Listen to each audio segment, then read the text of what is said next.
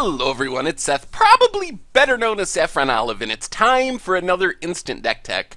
Today we are looking at a super spicy deck. This is Werewolf Stompy for Legacy. Yes, you heard me right, Werewolf Stompy for Legacy.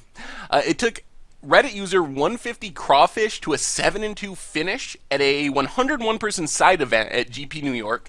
Missed top 8 on a win in the last round, so congrats to 150 Crawfish on their finish with the deck. Quick reminder before we break it all down, if you enjoyed this deck and want to see it made into videos, take a second, click the like button, the subscribe button, leave a comment, anything you can do to support your deck. Because whichever deck is most popular gets a shot at being made into videos next week. Anyway, let's break down Werewolf Stompy for Legacy. So, with a name like Werewolf Stompy, gotta have some werewolves. So this deck, the deck idea isn't new. It's a disruptive, fast mana deck. What's interesting and unique about this deck is it's using werewolves as the finishers. So you can see there are 12 werewolves in the deck. You got 4 Gaia Reach Bandit, 4 Instigator Gangs, 4 Handweir Watchkeeper. Gaia Reach Bandit is a 3-2 with haste for 3, which is fine. Flips around to a 4-3. And then, if it's flipped around, it causes your other werewolves to enter the battlefield and immediately transform. So, you want to get that down first, hopefully, and then you play your Instigator Gang or Handweir Watchkeeper, and you can hopefully immediately flip them around. Instigator Gang is a 2-3 for 4, pretty bad, but if it flips around, it's a 5-5 that gives your attacking creatures +3/+0, so it's pretty powerful. Handweir Watchkeeper, a 3-mana 1-5 with Defender, but if you flip it around, it's a 3-mana 5-5 that attacks each turn if able. So you want to get these down to finish off your opponent really quickly. That's kind of the idea of the deck. You disrupt your opponent, keep them from doing anything relevant, use some fast mana to play really big, efficient threats quickly, and then hopefully close out the game in just a couple turns with these big, efficient threats. Also, not a werewolf, but an honorary werewolf in this deck. 4 Goblin Rabble Masters, just another really powerful standalone threat in the deck. So the idea of the deck obviously is this fast mana. You can't really just play 3 and 4 drops in Legacy unless you're doing something to cheat on the mana. So there are a full 16 spells that help you jump the curve. There's 4 Simian Spirit Guides, exile it from your hand, add a mana. 4 Chrome Mox, exile a card from your hand, and it is a Mox. It taps to add a single mana for 0 mana.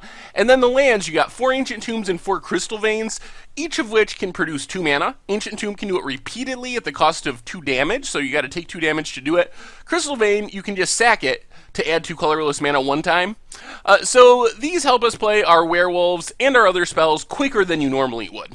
So werewolves off of fast mana, and then you have some disruption. You got 4 Blood Moons, 4 Magus of the Moons to mess with your opponent's mana base. You can play these on turn 1 even, and maybe just lock out your opponent's deck. I mean, you exile a Simian Spirit Guide, tap an Ancient Tomb, you got a turn 1 Blood Moon. So you can do that pretty consistently in this deck. And then the rest of the disruption, 4 Chalice of the Void. You almost always want to be playing a Chalice of the Void on turn 1 for 1. Shuts down so much out of some decks. Delvers, Ponders, Brainstorms, you name it. Chalice of the Void on 1 is very, very strong in Legacy. And then Trinisphere, one of the most confusing cards in Magic, basically makes everything cost 3 as long as it's untapped, at least 3. So if you play a Ponder, you got to pay 1 and 2 blue for it. Same with Brainstorm, same with Delver. Anything that costs less than 3 gets colorless mana added to it until it costs 3. So it's just another way to slow the game down, and since you're playing 3 and 4 drops in your werewolves, it doesn't really hurt you at all. So it's kind of breaks the symmetry of it because of how the deck's built. Mana base wise, other than the 2 mana lands we already talked about, we have Cavern of Souls, so you can't be countered, and Mountains. I'm assuming you set Cavern on werewolves most of the time. Sideboard, got a couple sweepers in Ratchet Bomb and Volcanic Fallout. One of the things you'll notice going through the sideboard is a lot of it is built around Chalice on 1. So there are cards that you can play even though you have a Chalice set on 1. Especially Ingot Chewer and Phyrexian Revoker. Grafdigger's Cage actually does cost 1 mana, so you can't play that through your Chalice on 1. But I'm assuming in like a Dredge matchup, you probably don't want Chalice anyway, because it doesn't do anything, so you take out your Chalices, can bring in Grafdigger's Cage, an additional Trinisphere, and a couple Stormbreath Dragons. I'm assuming if your opponent is either a white deck, or they can clog up the ground so much that your werewolves aren't going to be able to win very easily. You can bring in Stormbreath Dragon as your trump card. Anyway, that's Werewolf Stompy for Legacy. Deck looks super, super spicy, really interesting. Cool to see some of the new cards making waves in the format.